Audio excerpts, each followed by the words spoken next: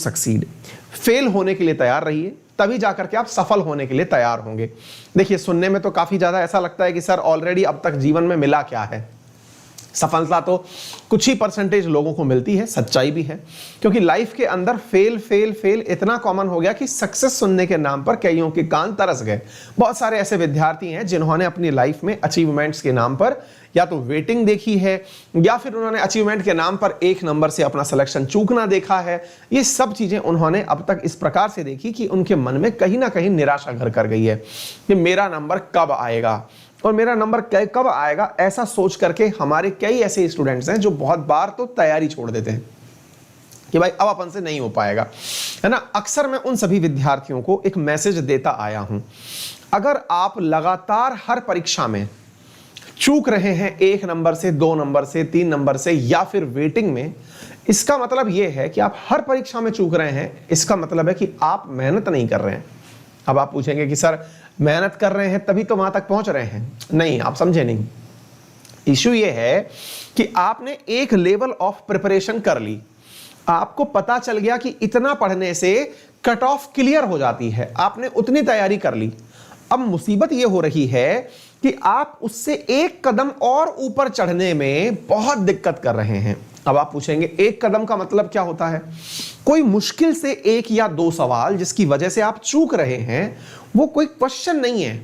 असल में वो आपकी प्रिपरेशन के दौरान कोई पर्टिकुलर ऐसा चैप्टर है या पर्टिकुलर एक ऐसा सेक्शन है। जैसे हो सकता है आप में से बहुत सारे विद्यार्थी ऐसे हों जिन्हें पॉपुलेशन का डेटा याद ना रहता हो। पॉपुलेशन बोले तो जनसंख्या के जो आंकड़े हैं वो याद ना रहते हों।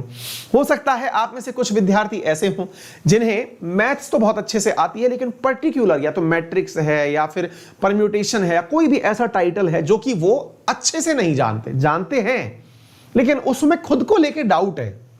हो सकता है ज्योग्राफी के अंदर उनको ऐसा हो कि वर्ड कैपिटल्स याद ना हो सकता है कि ऐसा हो कि उन्हें पॉलिटी के अंदर आर्टिकल्स याद ना हो।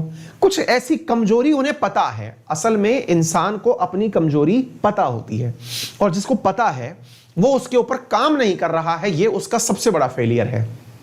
अगर आप वाकई में ना हर बार किसी एग्जाम में चूक रहे हैं, हर बार किसी जगह पर बॉर्डर पर रह जा रहे हैं, तो आपसे निवेदन है एक बार बैठ करके वापस सोचिए कि आपको अब और ज्यादा मेहनत करने की तैयारी है।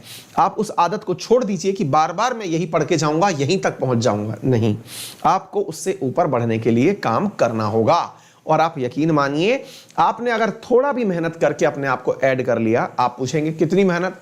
देखिए, आप में से बहुत सारे विद्यार्थियों को लगता होगा एक ही सवाल की तो बात है, और मैं इसको यूं कहता हूं कि उसेन बोल्ट है ना, जो कि 100 मीटर की स्प्रिंट को बहुत कम सेकंड के मार्जिन से जीतता है, लेकिन जो उसके साथ में जो नंबर 2 पर रहता है, जिसे आप नहीं जानते, रेस में जो नंबर 2 पर रहता है वो भी फ्रैक्शन ऑफ सेकंड से ही हारता है।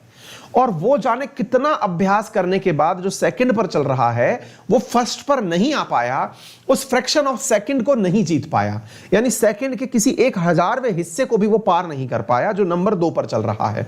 तो आप ये याद रखिए कि आप पढ़ाई तो सब करते हैं, लेकिन सिलेक्शन के लिए एक वो हल्का सा जो मार्जिन